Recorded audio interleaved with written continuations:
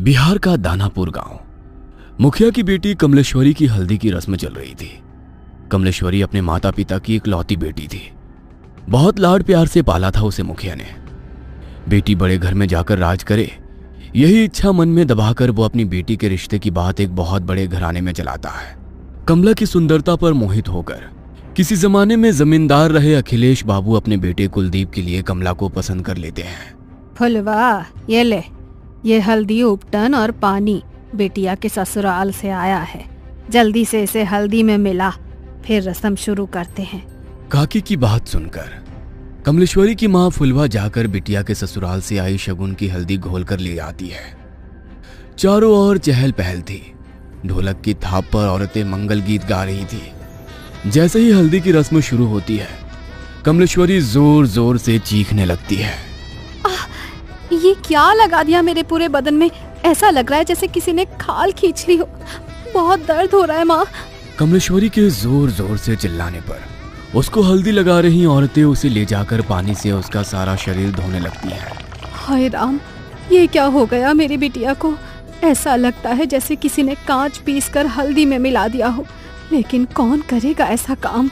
कमलेश्वरी के बदन पर जहां जहां हल्दी रगड़ी गई थी, वहां पर लाल धब्बे हो गए थे। दर्द से दुल्हन बुरी तरह छटपटा रही थी और उसकी माँ और बड़ी माँ उसके घावों पर मलहम लगा रही थी। छोटी, मुझे तो ये कोई सामान्य घटना लगती है। अरे घर में बाहर का है कौन? ऐसे कौन बिटिया की हल्दी में कांच मिला गया? कोई छोटी मोटी बात है क्या? अरे वो तो शुक्र है कि मुंह पर नहीं लगाया था, वरना पूरा चेहरा बिगड़ जाता बेचारी का। मेरा तो दिमाग ही काम नहीं कर रहा है जीजी। कौन हमारी कमला से जलेगा? इसने क्या बिगाड़ा है किसी का? शादी ब्याह का माहौल था। दोनों देवरानी जेठानी वैसे तो इस घटना से अंदर तक डर गई थी, लेकिन फिर भी इस समय कुछ भी सोचने के लिए उनके पास ज्यादा समय नहीं था। 2 दिन में कमला की शादी थी। घर में ढेरों मेहमान जमा थे। उनके खाने पीने की व्यवस्था करने के अलावा दोनों देवरानी जेठानी को तमाम रस्में पूरी करनी थी। इसलिए इस बात को यहीं दबाकर वो शादी की तैयारियों में जुट जाती हैं।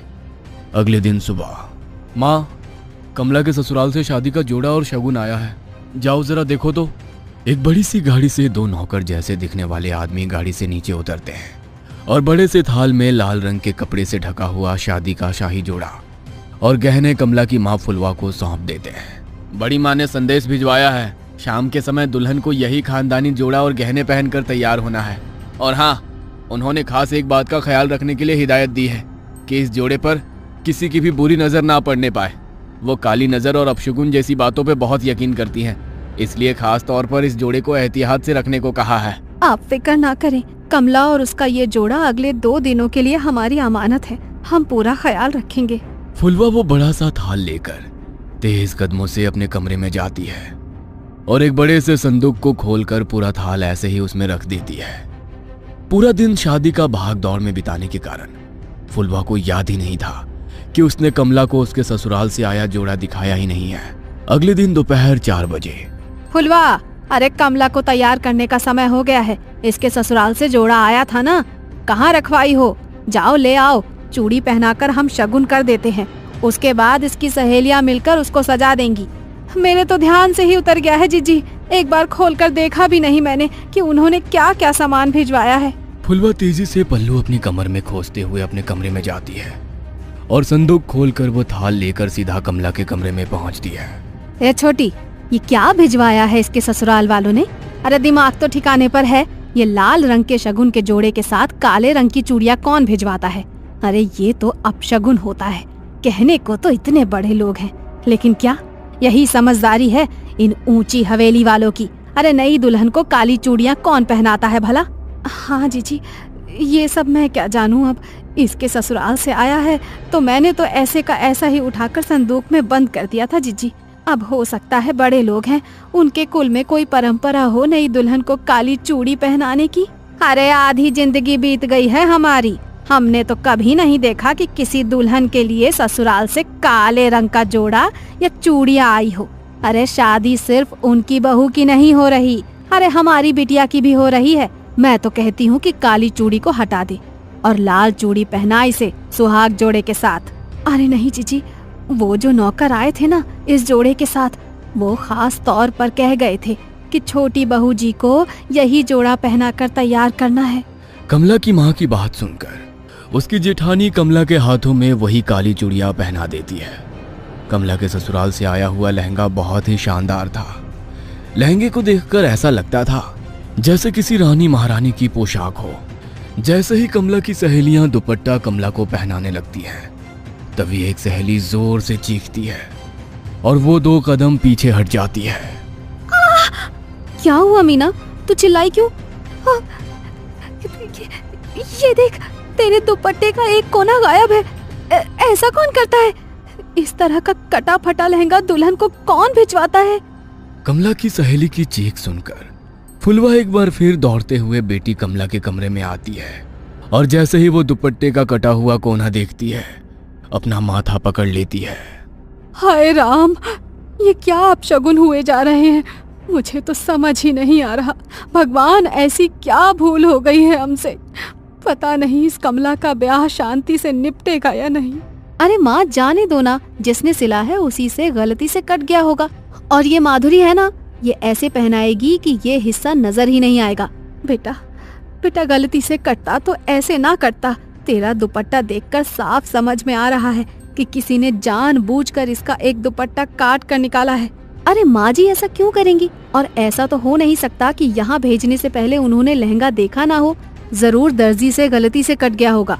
फुलवा अपने पति के पास जाकर, ए जी सुनिए ना, कुछ तो अपशगुन हो रहा है, कुछ तो है जो ठीक नहीं है। हम ये शादी करके ठीक तो कर रहे हैं ना? बार बार ऐसे संकेत मिल रहे हैं कि कुछ अनहोनी होने वाली है। अरे तुम औरतें बस शगुन अपशगुन ही करती रहो हर समय। इतने बड़े घर का रिश्ता ढूंढ कर लाया तेरी बेटी के लिए। नौकर चाकर राजमहल सब है उनका, और क्या चाहिए तुझे? सारा जीवन दिया लेकर ढूंढोगी तब भी ऐसा लड़का नहीं पाओगी अपनी बेटी के लिए। हाँ। पति की गुस्से से भरी आवाज सुनकर फुलवा चुपचाप जाकर मंडप सजाने लगती है। जयमाल के लिए पूरी तैयारियां हो चुकी थी।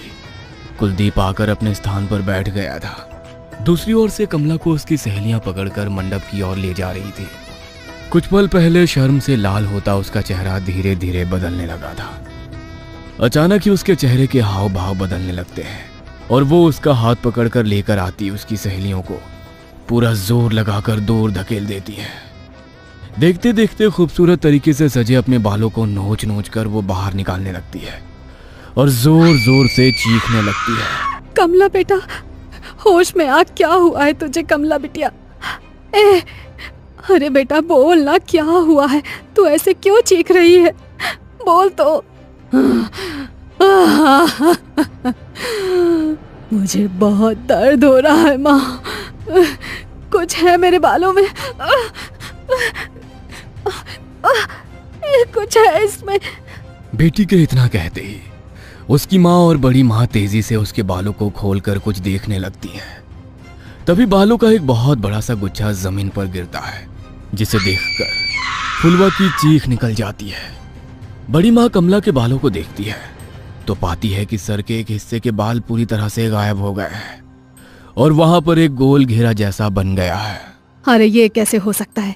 अरे ऐसे कैसे अपने बाल टूटकर जमीन पर गिर पड़ते हैं? किसी की काली नजर लगी है हमारी बच्ची की खुशियों को। अरे इतनी सारी बातें एक साथ होना कोई संयोग नहीं हो सकता। कमला अभी भी घबराकर अपनी माँ के गले लगी हुई थी और जोर जोर से रो रही थी। फुलवा, बिटिया को ले जाओ और जाकर इसका हुलिया ठीक करो और फिर से जयमाल के लिए लेकर आओ।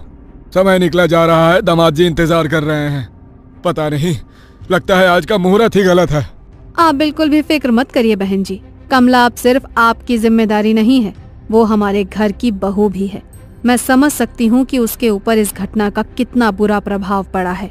हमसे जो संभव हो सकेगा हम वो सब करेंगे, लेकिन फिलहाल मुहूर्त निकला जा रहा है। शुभ मुहूर्त पर शुभ काल कर लेते हैं। बाकी बिटिया की मानसिक स्थिति का हम हवेली में पूरा ख्याल रखेंगे और हाँ, बात को ऐसे ही जाने नहीं देंगे। आप बेफिक्र रहिए। अपनी सास शशि की बातें सुनकर कमला थोड़ी शांत हो गई थी। ब्याह का सारा उत्साह छू हो गया था और बुझमन से ही कमला मुरझाए चेहरे और बिखरे बालों में ही कुलदीप के गले में माला डाल देती है। फेरों के बाद 1 मिनट ठहरे बहन जी, क्या काले रंग की चूड़ियां बेटी को पहनाने की आपके यहाँ कोई रस्म है क्या? अब अरे नहीं, उल्टा हमारे यहाँ तो बहुत अपशगुन मानते हैं, लेकिन आपने भिजवाई तो हमने मजबूरन पहना दी। हमें लगा नहीं पहनाएंगे तो शायद आपको बुरा लगेगा। क्या बात कर रही हैं आप? हम बहू के लिए काली चूड़ियां क्यों भिजवाने लगे भला? जरूर आपको कोई गलतफहमी हुई है। मतलब आपने कमला के लिए ये काली चूड़ियां नहीं भेजी थी?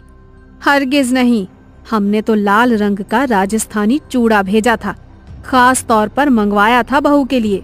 सारी घटनाएं एक बहुत बड़ी अनहोनी की ओर इशारा कर रही थी।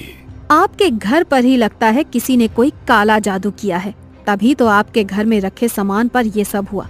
मुझे लगता है कि कमला की भलाई इसी में है कि वो जल्द से जल्द घर से दूर चली जाए।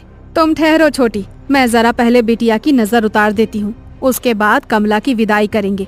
बड़ी माँ दौड़ कर जाती है और कुछ सामान अपनी मुट्ठी में लेकर कमला के पास आ जाती है। मन ही मन मंत्र बुदबुदाते हुए वो 5 बार कमला के ऊपर से मुट्ठी में लिया हुआ वो सामान उतारती है और आखिरी बार जैसे ही वो कमला के सिर पर से नजर उतारने के बाद उसके माथे को छूती है, उसे एक जोरदार झटका लगता है और वो उछलकर दूर जा गिरती है। ये सब देखकर सभी लोग स्तब्ध थे, जुबान जैसे हलक में अटक गई थी। समझ ही नहीं आता कि आखिर हो क्या रहा है वहाँ। कमला बेटा, तुम ठीक तो हो ना? अच्छा हमें बताओ, अभी तुम कैसा महसूस कर रही हो? ठीक हूँ मैं माँ जी। चिंता मत करो, उनका पैर फिसल गया होगा इसीलिए गिर पड़ी। अपने मन में कोई वहम मत लाओ। शशि अपनी समधन फुलवा के पास आकर कहती है, अभी तो हम बहू को लेकर अपने घर जा रहे हैं। हमारे दरवाजे पर भी तमाम रिश्तेदार जमा हैं। इस समय तो चर्चा करना ठीक नहीं होगा, लेकिन बहू की मुंह दिखाई के बाद हम पता करते हैं कि आखिर बहू को समस्या क्या है। तब तक आप भी कोई जानने वाले आदमी को बुलाकर अपने घर का शुद्धिकरण करा लीजिए। जी बहन जी, ठीक कह रही हैं आप। वैसे हमारे बड़े बुजुर्ग कहते हैं कि शादी विवाह में अगर पूजा पाठ में कुछ गलती हो जाए ना तो पितृ नाराज हो जाते हैं, और कई बार पितरों के नाराज होने पर भी कई तरह के अपशगुन हुआ करते हैं। हो सकता है जो कुछ हम सोच रहे हैं वैसा ना हो और ये सब पितरों का ही क्रोध हो। हम पितरों की शांति के लिए भी हवन करेंगे, आप लोग फिक्र मत करिए। दोनों समधन गले मिलकर एक दूसरे से विदा लेती हैं और बारात कमला को लेकर विदा हो जाती है। ससुराल आने के बाद बहू की गृह प्रवेश से लेकर मुंह दिखाई तक की सारी रस्में बहुत ही शांति से संपन्न हो जाती है, जिससे शशि और कुलदीप के मन को बड़ी तसल्ली मिली थी। उन्हें लग रहा था कि शायद जो भी बला थी वो बहू के मायके में ही पीछे छूट गई और ये सब शांत हो गया हो। लेकिन कहते हैं ना, जब कोई बहुत बड़ा तूफान आने वाला होता है ना, तो उससे पहले एक लंबी खामोशी होती है।